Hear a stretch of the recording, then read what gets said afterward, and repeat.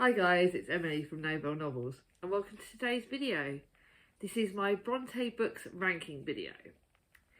Now, this is the first time I'm doing this and I hope to redo it in a couple of years because I need to reread some of these Bronte books, because when I was doing this, thinking of this ranking, it was actually done a little bit loosely because number one, I read some of the books a while ago, so I can't remember as much, and number two, some of them I've read more than others.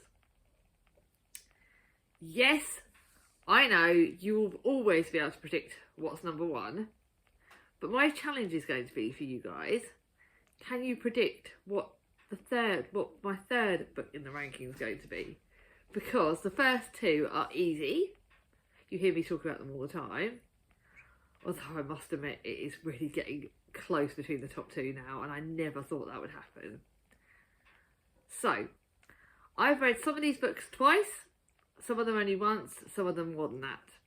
So this is only going to be not a very long video. It's been a while and hay fever season has approached. So excuse this. But let's get on with it. Don't forget guys, that reminds me, I've got to message Katie. We will be having the live show to talk about the Bronte books on Saturday the 28th, I think it is, of March, and I'm planning to talk to Katie, but hopefully it'll be around about 8:15. I know 15-bit is a bit awkward, but I have to get Thomas to bed. So that's my ranking why it's 8:15. I may change it to 8:30. It'll be around about then, but obviously I have to get a certain little man to bed so that I can enjoy myself and talk to you guys without a little person interrupting me. We'll get around to that soon. So, there is seven of their main novels. I have read Charlotte Bronte's Stancliffe Hotel. During the Bronte Readathon, I'm going to be reading The Tales of Anglia, which is the short stories that Charlotte Bronte wrote with Branwell, but I don't think those will count anyway because it's not one of the main novels. And I have read the poetry. One of my other challenges this year, possibly for October, is that I would like to reread the Bronte books poems, because I've read quite a lot of Emily Bronte's poetry, but I've not read as much about Charlotte's. I will link down below the video I did about my history with the Brontes, and I will link that down below because I'd love you guys to go and watch that. But let's talk about it. My least favourite is one that Katie will very much be upset with me about, and that is Villette by Charlotte Bronte. Believe it or not, this is my least favourite. Katie loved it. I've read it twice, but I didn't quite love it. It is very torn between this and the next one though. And this is a moving tale of repressed feelings and subjectation to cruel circumstance, position, born with heroic fortitude. And this is actually based partly on Charlotte Bronte's own sort of things where she went off to Brussels and she was I think it was like a teacher over there, and she did sort of things, and then ranking that. So this is Villette is partly based on her own experience over there. So this is, they say it's actually semi-autobiographical. I can't even use my word. But obviously, we have our lovely lead character in this, and I think it is Villette is our lead character. I did think this was okay, but it just, when I look at it, it wasn't what I called amazing. And it is probably my least favourite, and it's not one that I will be rushing to reread. So although I've read this twice, it was reread last year, I won't be reading it for a third time for a little bit. So at the moment that is ranked at number 7.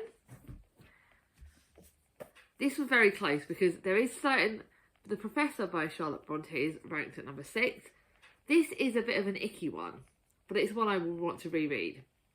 But I plan to reread it after the next one. And The Professor was actually Charlotte Bronte's first work that she wrote. And it's, obviously, Villette, the lead character was Lucy Snow. Why did I forget that? I am awful. Sorry, Katie. Sorry, everyone. But this is actually told from the male's point of view. This is actually from the Professor as the lead character in this. So it's William Cromesworth, and it inhabits the voice and consciousness of a man. So this is the first time, I think, obviously it's her first book, and it's very rare that a female writer would write in the narrator of the male.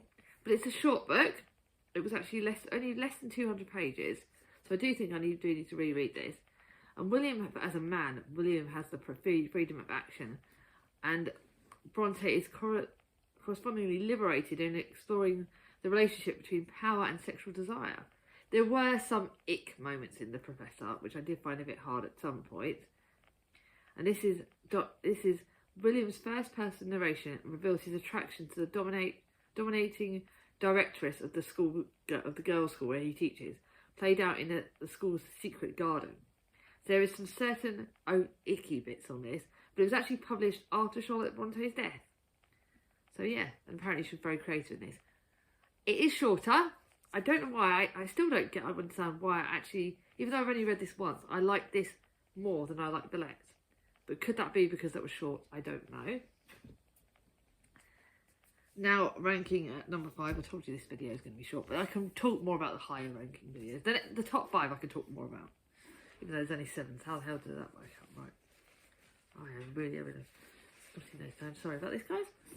So, the next one is actually Shirley, which is a very one because this is a very strange book.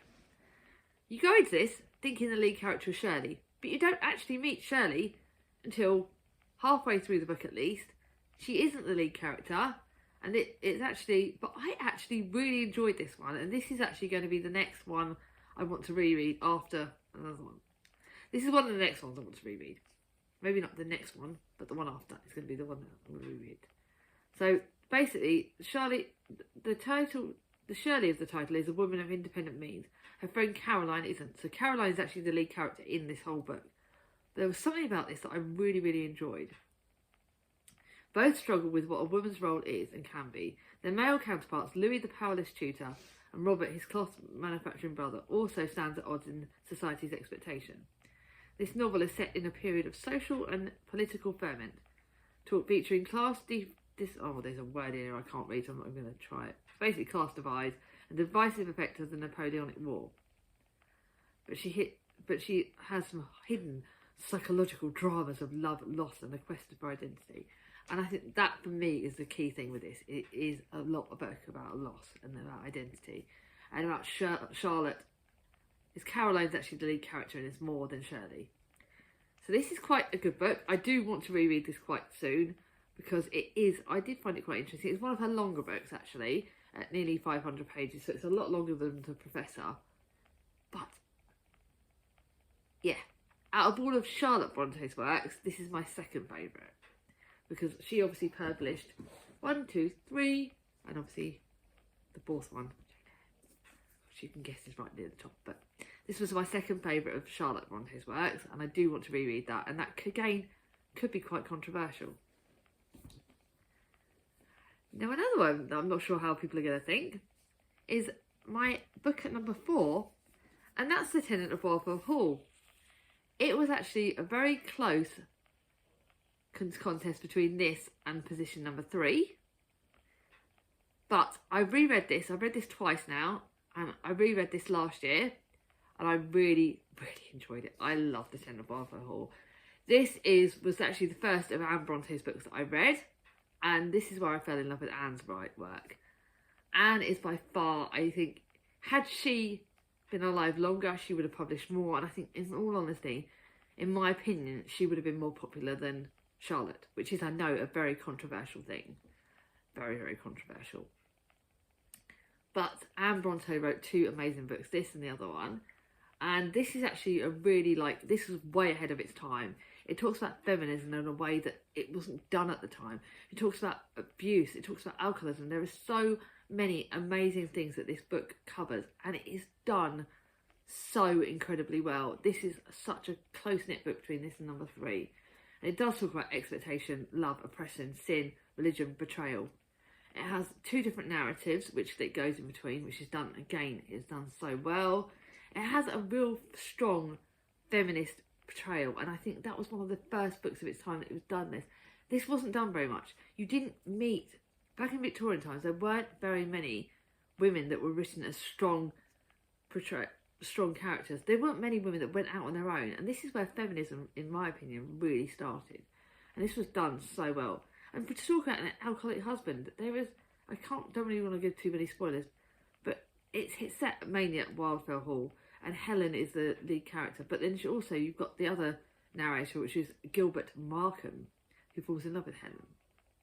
And it was actually the second novel, and Bronte's second novel, but it was coarse and brutal. But maybe that coarseness, maybe that brutality was what I loved about it, because obviously in Victorian literature, I love coarse, strong books, and I don't like romances so much in Victorian literature. I think if you want romances, they've done. Jane Austen was the romance writer she was pre-Victorian, and I think she did that. But there are not many. I've not read many good romantic Victorian fiction. Elizabeth Gaskell did well. She did quite well. But again, a lot of their books are very brutal and very strong. So that was what I loved about this, and I think it was done really, really well. I really loved this, and it's really left a place in my heart. So although I've only read it twice, this will get read a third time. So, in at number 3, Agnes Grey by Anne Bronte. I've only read this once, I think. Might have read it twice, but oh my goodness! I don't know if again it's because it was a short book. It's only like 160 pages, but this smashed it out of the park. It is done so well. It's so relatable. It was quick to read. It was just an absolutely incredible book. Again, this was actually probably the one that was most autobiographical, because Agnes Grey is actually I think it's like a governess, and Anne Bronte actually did become a governess. That was her lead profession before, not so much writing, but her position was actually as a governess, and she did that very well. And this talks about power, dignity, and Agnes Grey is a frequently isolated, stagnant. It talks about conditions that many governesses worked in, and that was what I loved about it. It does portray the governesses really well. It talks about so many different things, and I really loved this. I don't know what it was. I don't know if the fact that the lead character Agnes is portrayed so well, but this captured a place in my heart, and it's one I thoroughly recommend to everyone to reread. If you want to read one of the Brontes, it's actually a good starting thing, because it's not too long, not too short, and it's done, really, really well. So, did any of you guess this? Did any of you think that Agnes Grey would beat The Tenant? I would love to know. I'd love to know if you guessed any of my rankings, to be honest. Let me know down below. Now, I know at number 2, it's really, really hard, because in at number 2 is actually Jane Eyre by Charlotte Bronte, which I'm currently rereading, and I'm going to finish this on the day that I film, which is the date, is it? It's the 12th. I'm finishing reading it a day early. I've buddy read this with Kat from Brews and Reviews, Danny from Danny's Book World, and Chatty from the Mad Chatter. And I've got more out of it on the 3rd time of rereading it. And it is actually, don't die of shock, it's actually getting very much closer to beating Wuthering Heights, which I never thought another book could beat Wuthering Heights. Yes, obviously that is going to be number 1, but I'll show you and talk about it in a minute. I never thought a book would beat that, but this could potentially, on another reread, beat it, which I didn't think would happen. I think this is the 3rd time I've read it. Every time I've read it, I've got more out of it. Yes, I've been reading it a bit quicker than I probably should have done, because this month has been insane. Oh my god, I love it. I love it, love it, love it, love it, love it. I didn't actually watch the screen adaptation of it. I haven't rewatched that, and I haven't actually watched the Wuthering Heights one, because, like I said, this month has been insane. But Jane Eyre is one of the best written books ever. Jane Eyre's character is incredible. Her tale is just brilliant. This is a book that gives you so many highs and lows and tears, and again, there are certain bits of this again that actually link into Charlotte's life, because at the start Jane Eyre has to go and stay at a very, very horrible place of education, very bad. Lots of bad things happen there, and that was really hard, and that was actually based on what happened in Charlotte's actual real life. And obviously she goes out and becomes a governess, and that's where she meets the intriguing, mysterious, sardonic and attractive Mr. Rochester. Mr. Rochester is really one of those guys. He's probably one of my favourite male lead characters. He really has rocked my world. Like, out of all of the Bronte books, he is my favourite. By far my favourite male character. No question. I would happily meet Mr. Rochester and have some fun with him, because God, he sounds gorgeous. Like all that dark and mysterious. Oh, he's got my heart. Yes, Chris, if you're watching, sorry, Mr. Rochester has a place in my heart. But there is a kindness, there is a warmth. You meet other characters along the way. This is just a fantastic, incredible book. And like I said, it's getting closer to beating Wuthering Heights, because it's got a place in my heart. It's adventurous, it's dark, it's mysterious, it's just got a bit of romance. And the romance is done really well in this. And I think that is not something that's done very well in any of the other Bronte books. But yes, the romance is actually done quite well in this. And it's a brilliant, brilliant book. And I thoroughly, thoroughly loved it. But I have 2 copies of this book. It is my favourite book of all time. And I mean, this is my favourite book ever, ever, ever. And that's Wuthering Heights. Everyone knows it. You talk about my favourite book. I literally have this, Jane Eyre, Anne of Green Gables, and The Curse of Stardark Lady. They're like my 4 favourite books, if you ever ask. But Wuthering Heights will be the first book that ever captured my heart. I read it at secondary school. I read it post-secondary school. I've read it 2 or 3 times since I've joined BookTube. It is the best book ever, but it is a very, very Marmite book. You either love it or you hate it. I know Charlie from Charles Heathcote hates it. I know that obviously Katie loved it. I know that one of my best BookTube besties, Jem, loved it. A lot of people love it. I know Jax enjoyed it. A lot of people love it, and it is just the best book ever. It isn't a romance. Do not think this is a romance. This is like the darkest, twistiest book you could ever meet in your life, and you will never, ever meet a darker book, because it is like so fudged up in the head. Seriously, you've got 2 narrators. You've got the is it Nell, who's actually the like the housekeeper sort of person. She narrates at one point. You've got another narrator. You've got the lead characters in this are Catherine Earnshaw and Heathcliff. That's the supposed romance, but it's a fudged up one. Like, seriously fudged up. There is no way it's a romance. It's like really cuckoo, but it's really good. And then you've got like the different families. So you've got the Earnshaws, and you've got the why can I not even remember the other family? But there's 2 different families. The Heathcliff. You've got Heathcliff, who's like literally is like virtually adopted by Catherine Earnshaw's family, and then you've got the Hindleys. The Hindleys, I think it is the Hindleys are the other side. No, Hindley's actually Catherine's father. Oh gosh, why can I not remember the other family? But yeah, you've got the other family.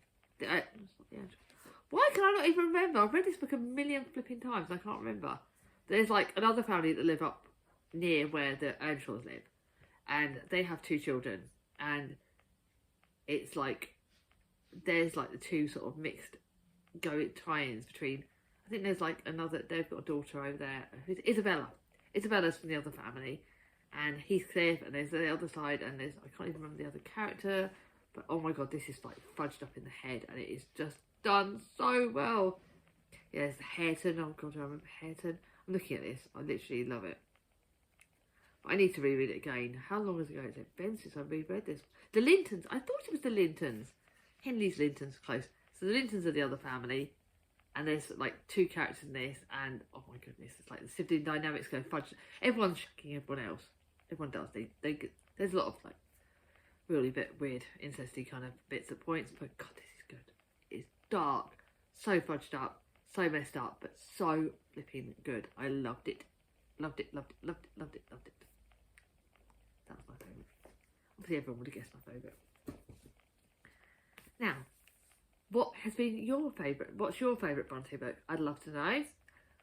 Did you guess any of the rankings? Let me know in the comments down below. If you got to the end of this video, give me a number emoji, because we're talking about rankings, like a number, any of the number emojis. That would be quite cool. Just leave me a number emoji. So if you like this video, give it a thumbs up. If you're new to my channel, not subscribed yet, ring on my ding-a-ling, and I'll see you all soon. Bye bye.